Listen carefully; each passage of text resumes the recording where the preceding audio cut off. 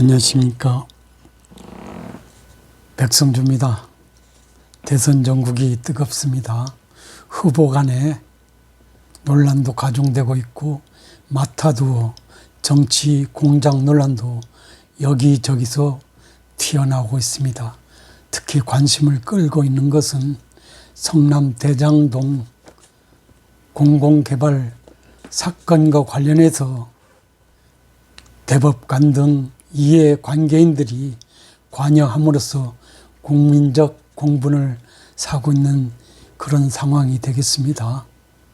그런데 오늘 아침 중앙일보 단독 보도에 따르면 이재명 경기지사가 관련된 사건과 같은 혐의로 입건된 대법원 판결이 현재 언론에 집중 조명을 받고 있는 권순일 전 대법관이 주심으로 판결한 사건과 다른 판단을 했다라는 점에서 귀추가 주목된다고 할 것입니다.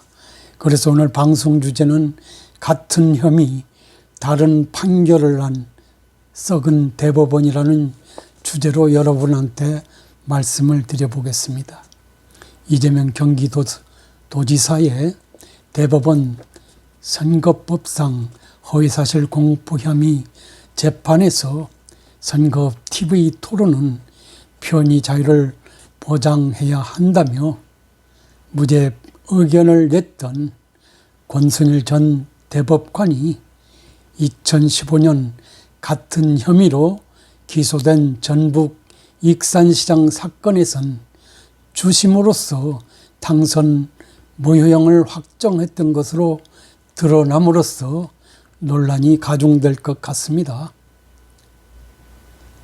당시 박경철 전북 익산시장은 2014년 지방선거 TV 토론에서 상대 후보에게 허위 의혹을 제기한 혐의로 기소돼서 권 전 대법관의 주심을 맡은 대법원 상고심에서 벌금 500만 원 형을 선고받음으로써 직을 잃은 사건이 되겠습니다.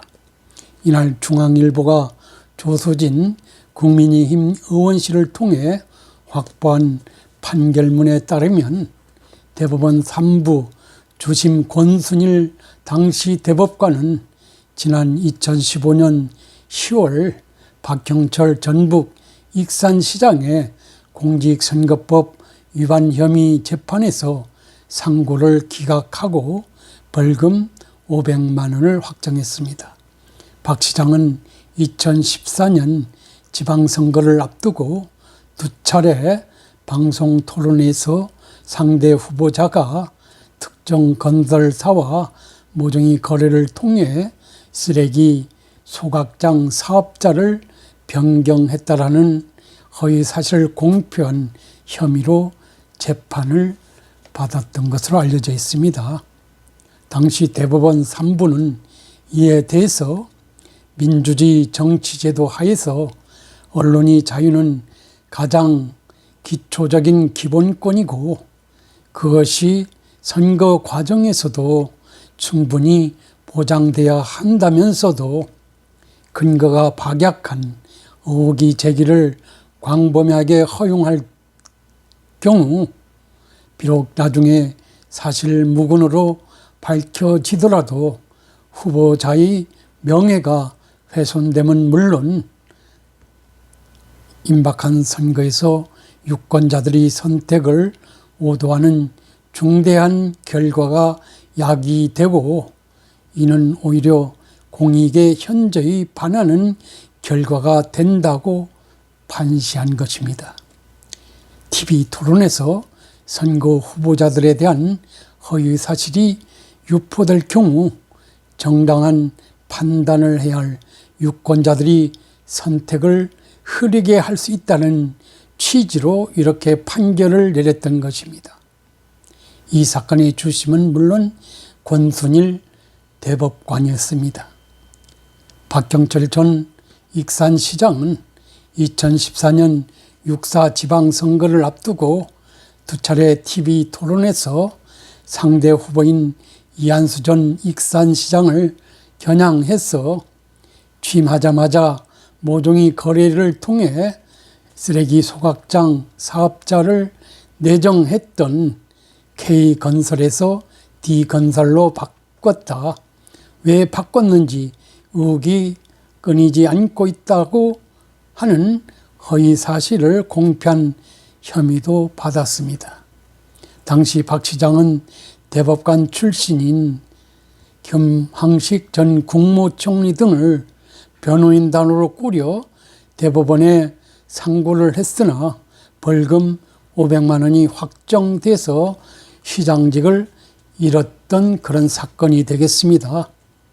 이에 대해 대법원은 당시 원심은 이는 허위 사실을 공표한 것에 해당하고 피고인도 그 발언이 허위라는 점을 미필적으로나마 인식하고 있었고 의혹이 진실한 것이라고 믿을 만한 상당한 이유가 있었다고 보기도 어렵다며 원심이 판단은 정당하고 허위사실 공표죄의 허위 증명, 허위성의 인식, 공직선거 방송 토론에 있어서 허위사실 공표죄 적용 등에 관한 법리를 오해하는 등의 잘못이 없다며 대법관들이 일치된 의견으로 상고를 기각한다고 하는 판결을 내렸었습니다.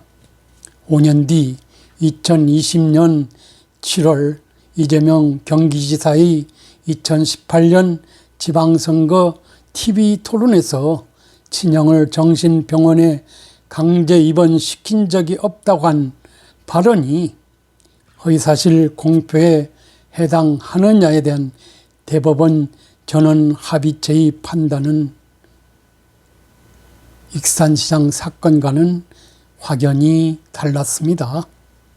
당시 판결은 TV 토론에서 선거 후보자들에 대한 허위 사실이 유포되더라도 모든 의사소통을 허위사실 공포죄로 처벌하면 선거운동의 자유가 제한되고 선거 결과가 검찰과 법원의 사법적 판단에 좌우되어 대의민주주의 원리가 훼손될 수 있다는 다수 대법관이 논리를 담고 판결을 내렸습니다. 이러한 판단에는 당시 대법관이었던 권순일 씨 제시한 의견이 상당 부분 반영됐다는 것입니다.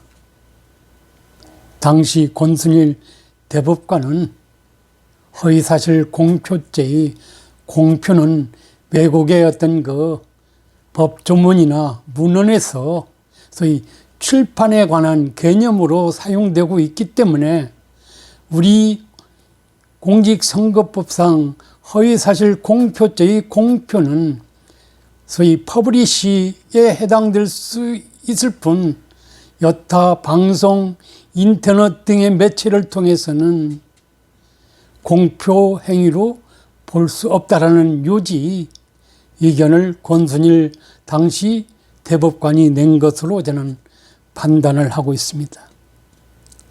권 전 대법관은 전원 심리 과정에서 이 지사의 TV 토론 발언은 유무죄를 다툴 일이 아니라 헌법상 편의 자유의 관점에서 사건을 바라봐야 한다는 취지 의견을 냈다고 합니다.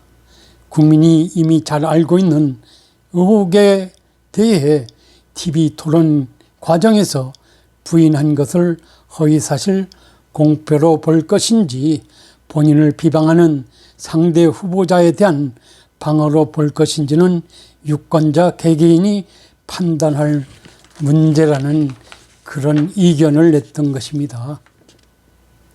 선거 TV 토론에서의 발언을 사법부에서 하나하나 문제 삼는다면 선거가 결국 유권자의 선택이 아닌 검사, 판사가 뽑는 게 될 것이라는 취지 주장도 했던 것으로 알려지고 있습니다. 익산시장 사건 경우와는 정반대로 대법원 전원 합의체가 판단을 하는 것입니다. 공정한 재판을 해야 될 대법원 전원 합의체가 모르겠습니다만 이념 지향성에 따랐는지 어떤 이유에서인지 알 수 없으되 같은 혐의 사건에 대해서 다른 판단을 했다는 것은 힘이 우려되는 그런 사법부의 어떤 행태가 아니냐는 그런 비판을 하지 않을 수 없습니다. 권 전 대법관은 퇴임 이후 한 언론사와의 인터뷰에서 토론은 질의응답이 반복돼 공표가 아니다라고도 했습니다. 상대가 진실을 말하지 않으면 그 즉시 재질이 또는 추궁할 수 있다. 유권자가 판단하도록 해야지 검사가 토론의 녹조를 가지고 기소하는 건 과잉 사법이라고도 말하기도 했습니다.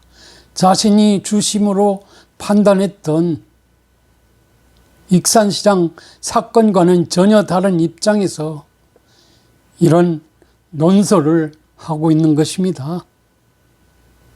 당시 이재명 지사는 2심 재판부가 강제 입원에 전혀 관여한 바 없다거나 자신이 절차 진행을 막았다는 취지로 발언한 것은 허위사실 공표에 해당된다는 판단을 내렸습니다. 그래서 당선 무효형이 될 수 있는 벌금 300만을 선고하면서 지사직 및 피선거권 박탈 위기에 내몰렸었는데요. 같은 혐의, 다른 판단을 한 대법원 전원 합의체의 다른 판단에 따라서 지사직을 유지할 수 있었던 것입니다. 이재명 지사가 당시 성남시장으로 재직 중이던 2012년 분당 보건소장 등에게 강제 입원 절차를 진행하라고 여러 차례 지시한 것으로 드러난 그런 사건이었습니다. 그러나 대법원 전원 합의체가 이를 무죄 취지로 파기환송되면서 이재명 지사는 피선거권 박탈 위기에 벗어나 현재 유력 대권 주사로 급부상돼서 게다가 성남시장 당시 자신이 기획했던 대장동 사건이 터진 상황에서 논란을 중폭시키고 있는 것입니다. 권선희 전 대법관은 지난해 9월 퇴임 이후 최근까지 대장동 개발 사업 특혜 의혹을 받는 화천대유에서 변호사 등록을 하지 않고 많은 고문료를 받는 고문 변호사로서 복무함으로써 변호사법 위반 및 사후수뢰 혐의로 현재 서울중앙지검 등에 고발된 상태인 것으로 알려져 있습니다. 권 전 대법관은 이에 대해서 중앙일보와의 통화에서 언론의 기사가 나기 전까지 해당 회사와 관련한 의혹에 대해 전혀 알지 못하고 변호사로 취업하게 됐다라는 입장을 밝힌 것으로 알려져 있습니다. 그러면서도 그는 현재도 당시 판결이 올바른 결정이었다고 생각한다면서 만일 어떤 의혹이 있다는 사실을 알았다면 고문을 맡았겠느냐는 그런 입장을 내놓고 있습니다. 제가 이 방송을 통해서 말씀드리고 싶은 것은 정의로운 법에 의해서 공정한 재판이 전제가 되는, 그리고 국민이 자유와 권리 최대의 보장의 어떤 보루로서의 사법부의 판단이 같은 혐의에 대해서 다른 판단을 한다는 것. 한 분은 기초단체 시장이고 다른 분은 광역자치단체장이면서 유력한 대선 후보로 부상되어 있는 상황에서의 어떤 그 재판이라는 그런 그 차이점을 우리가 연상해 본다면 대법원장을 비롯한 대법관들이 과연 동일한 혐의에 대해서 다른 해석을 통해서 한 분은 유죄를, 한 분은 무죄를 통해서 판단을 하고 판결을 내리는 것이 사법부의 존재 이유에 부합되는 판결이냐라는 그런 비판을 해보지 않을 수 없습니다. 제가 오늘 이 신문을 읽으면서 느끼는 소회는 한마디로 우리 사법부가 정상적이지 않다. 심하게 말하면 법기술자들에 의해서 법률 만능지를 발판 삼아서 호의호식하는 그런 일개 단체에 불과하지 않느냐. 국민의 자유와 권리를 최대한 보장하는, 보호하는 그런 사법부의 모양새는 아니다. 기능은 아니다라는 그런 비판을 하지 않을 수 없습니다. 한마디로 우리 사법부가 점점 썩어가고 있는 듯합니다. 국회에서는 법률 만능주의에 대해서 이법 저법, 소위 헌법에 반하는 법을 양산시키고 있고 그에 덩달아서 이념적 편향성을 다소 갖고 있는 그런 분들이 집합체라고 볼 수 있는 사법부가 정치적 판단을 내리고 있는 작금의 상황을 보면서 대한민국이 법치주의가 죽어가고 있다라는 생각을 한 소시민적 법학자로서 여러분한테 감히 말씀드려 봅니다.